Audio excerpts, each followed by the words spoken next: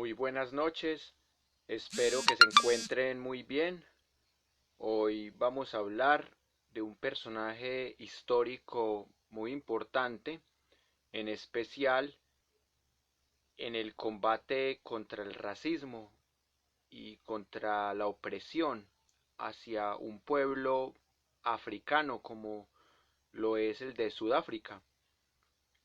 Vamos a hablar hoy un poco de la historia densa del señor Nelson Mandela.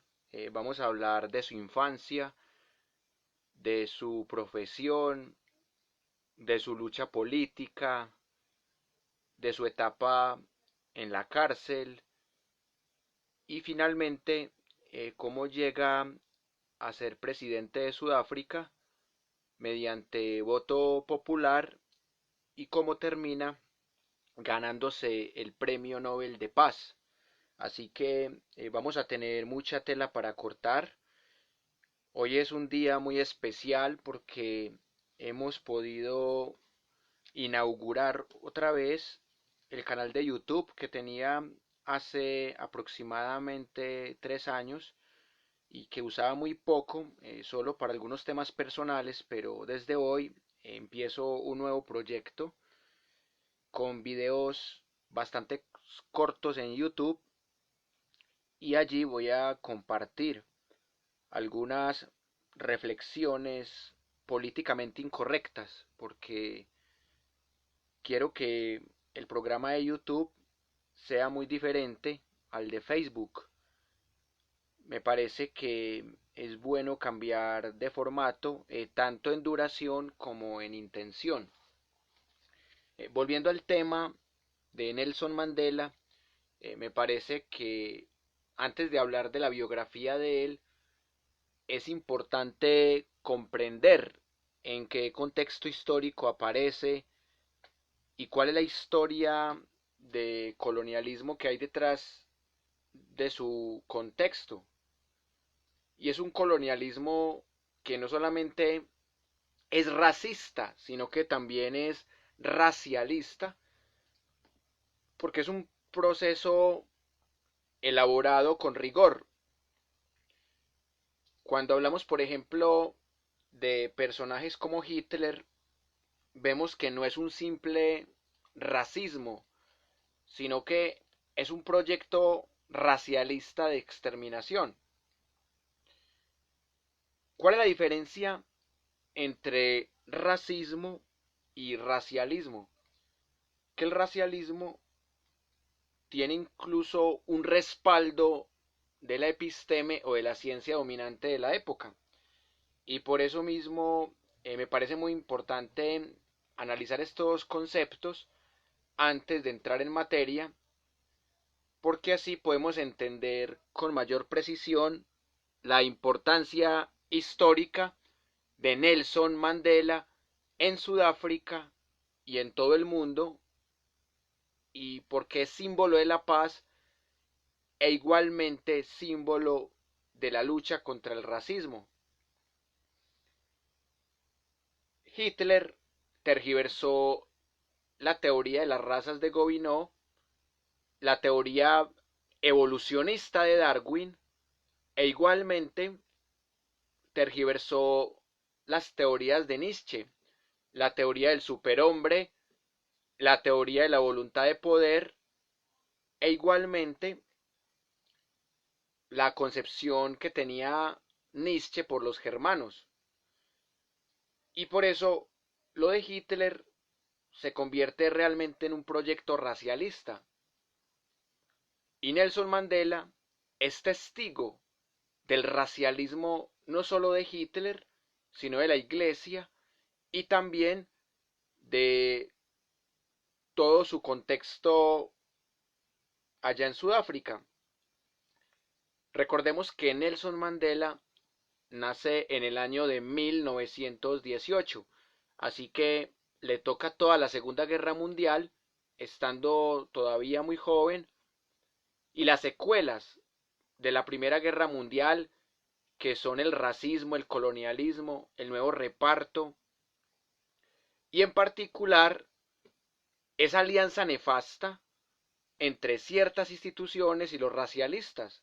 Es innegable la relación de hermandad que había entre Hitler y la Iglesia Católica. Por eso me sorprende que algunos católicos en este momento muestren a Hitler como un ejemplo de irse al infierno, cuando el Vaticano nunca prohibió ese libro racista de Mi lucha de Hitler.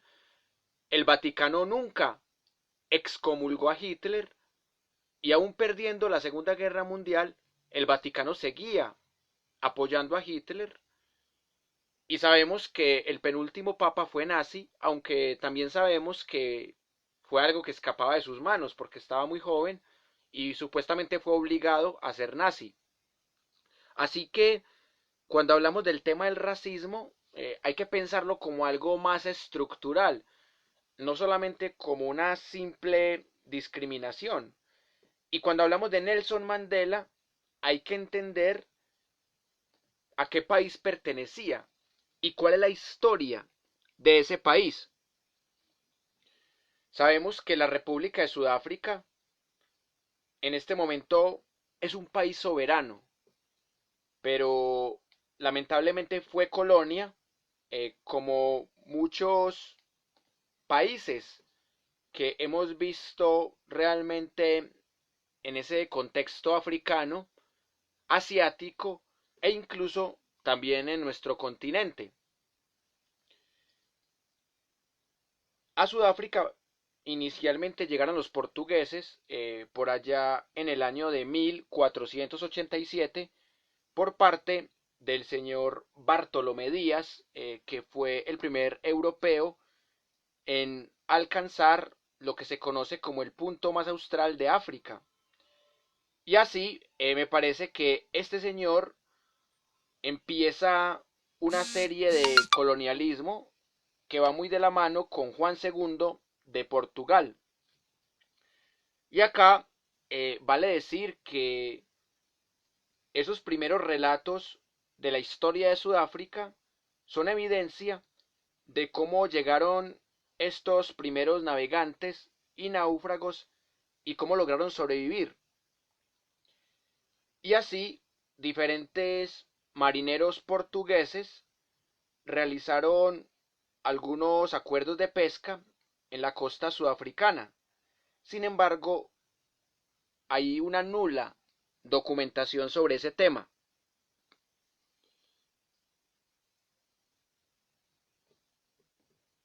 Estaba hablando de un monarca, o sea, no de un papa. Estaba hablando de Juan II de Avis, que fue apodado como el príncipe tirano. Me dicen qué tal se está escuchando la voz porque, como ustedes saben, no tengo micrófono, no tengo amplificación y a veces el ruido externo no ayuda a que yo tenga una buena proyección de la voz, aparte de otras deficiencias que ustedes pueden encontrar allí. ¿Qué pasa?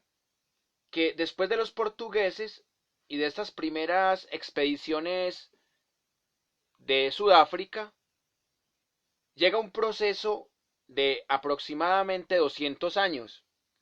Gracias, Juan José.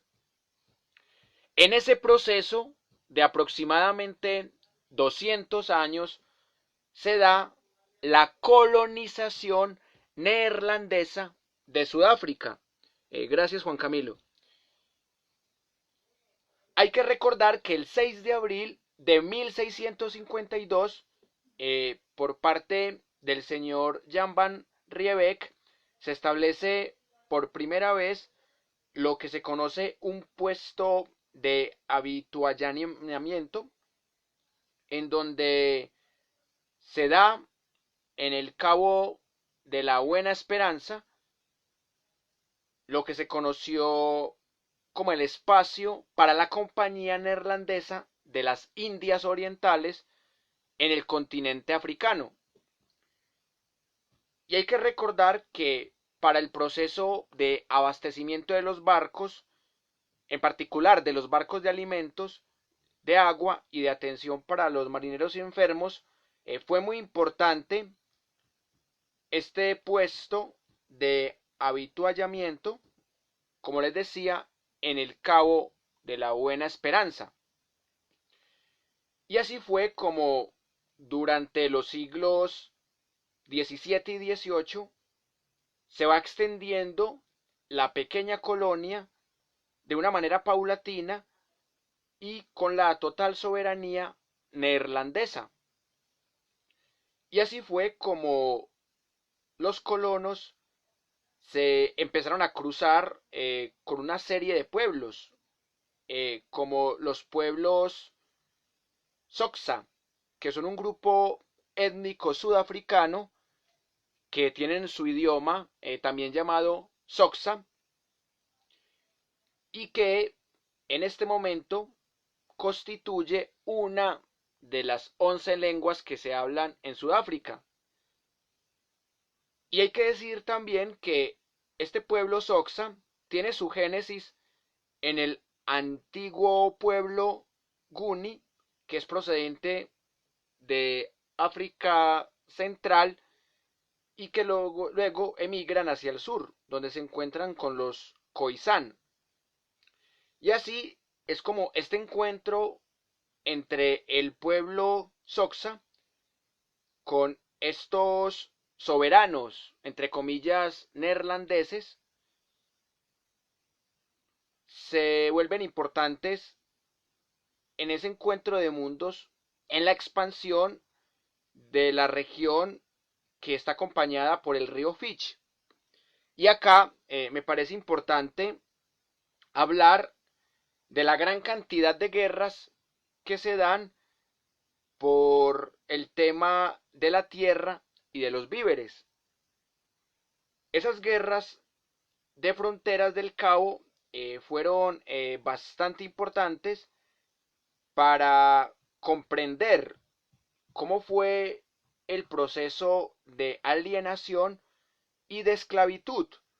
Recordemos que se trajeron seres humanos libres de Indonesia, de Madagascar y de la India y se convirtieron en esclavos.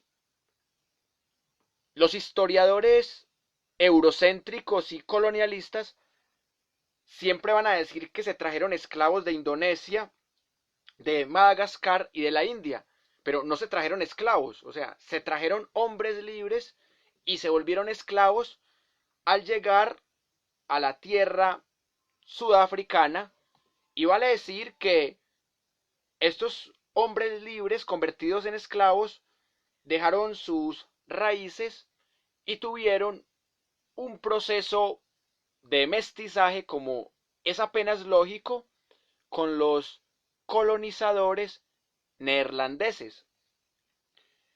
Y acá vale decir que fueron tildados como los mestizos del Cabo y los malayos del Cabo. Y así se constituye la población de la provincia del Cabo Occidental. Y así es como, de manera gradual, se da un proceso de liberación obligatoria de los conversos al cristianismo, que sirve como impedimento a su proceso de desarrollo autóctono.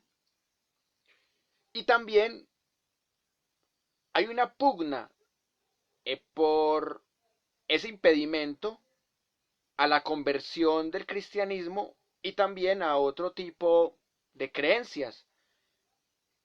Y en algún momento se vuelve más atractiva la conversión al islamismo, porque el islam implica no solamente razones religiosas, sino razones netamente políticas para este proceso de conversión. Y en este contexto, los esclavos de la compañía o los residentes en los pueblos tenían cierta facilidad, no solamente de elegir su religión, sino de practicar diferentes oficios, En este aspecto, los colonialistas neerlandeses no dejaron una huella tan negativa en los esclavos de las granjas que estaban, a pesar de esto, bajo un control bastante estricto. Por ejemplo, las esclavas no tenían la posibilidad de matrimonio y esto de entrada ya demuestra que tampoco era un colonialismo benevolente,